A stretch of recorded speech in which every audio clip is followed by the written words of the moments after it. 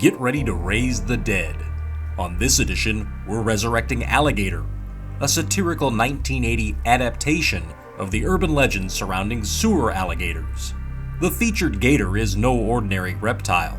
We're talking about a mammoth man-eater the size of an El Dorado with an insatiable appetite. In keeping with the myth, the prologue finds young Marissa purchasing a baby gator in Florida and taking it back to the city. While she's away at school, her father decides to flush the pet, named Ramon, down the toilet, and it ends up in the sewer. 12 years later, Ramon has survived and thrived, thanks to a steady diet of hormone-injected lab puppies illegally dumped by a pharmaceutical company. Grizzled Detective David Madison gets called in when body parts of sewage department workers start turning up at a local treatment plant. Madison descends into the tunnels with his young partner, who's served up as lunch for Ramon. Madison tries to blow the whistle on the giant gator, but resident scientific authority, a grown Dr. Marissa Kendall, states that gators don't reach that size and couldn't possibly survive in the sewers. Madison becomes the source of ridicule until an enterprising reporter is chewed up, and his recovered film provides irrefutable proof of the monster lurking underground. Madison then heads up an operation to flush the gator out into a waiting SWAT team. But the plan goes awry when the gator diverts up through the sidewalk and escapes into the city. The chief puts Madison on suspension and brings in renowned hunter Colonel Brock to lead the charge. Arrogant Brock succeeds in getting himself killed, while Madison and an apologetic Marissa investigate Slade Pharmaceuticals. There they discover a scientist has been working on an experimental growth formula to increase livestock production, and he's been illegally obtaining and disposing of his test subjects in the sewer. Old man Slade, his soon-to-be father-in-law, has been using his political influence with the mayor to keep the illicit practice under wraps.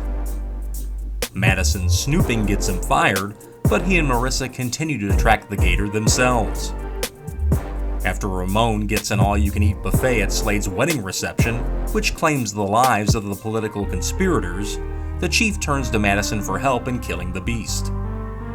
Madison lures Ramon from his sewer nest to a methane pocket, where he detonates a time bomb that blows the reptile to gator heaven. However, in true horror fashion, the cycle is set to start again when another baby gator ends up in the sewer before the credits roll. Director Louis Teague, who would go on to successfully adapt Stephen King's Cujo, hones his animal-inspired horror chops on a script penned by John Sayles.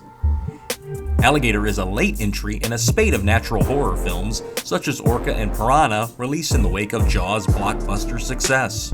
While it's a bit of a narrative ripoff, Alligator injects sly humor and B-movie bravado into what otherwise might have been a throwaway film. For example, Slays incorporates actor Robert Forster's on-set quips regarding his receding hairline into an on-screen running gag. Speaking of actors, Alligator is filled with well-known names in various bit parts. Godfather 2 fans will recognize Michael Frankie Five Angels Gazzo as Chief Clark.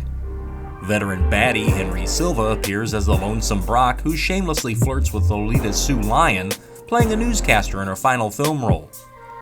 Elsewhere, Sidney Lassick, better known as Cheswick from One Flew Over the Cuckoo's Nest, appears as a disreputable pet shop owner who illegally supplies Slade and dumps bodies. When not in animatronic form, Kane Hodder of Friday the 13th fame portrays Ramon in an uncredited performance.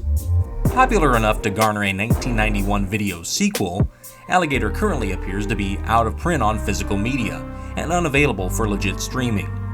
Boasting a capable cast and smart script with tongue firmly in cheek, Alligator sets itself apart from forgettable Jaws clones that dominated eco-horror in the late 70s. So if you're looking for an alternative set of Jaws, there's no better film to sink your teeth into. Like these films? Subscribe and turn on notifications for future episodes.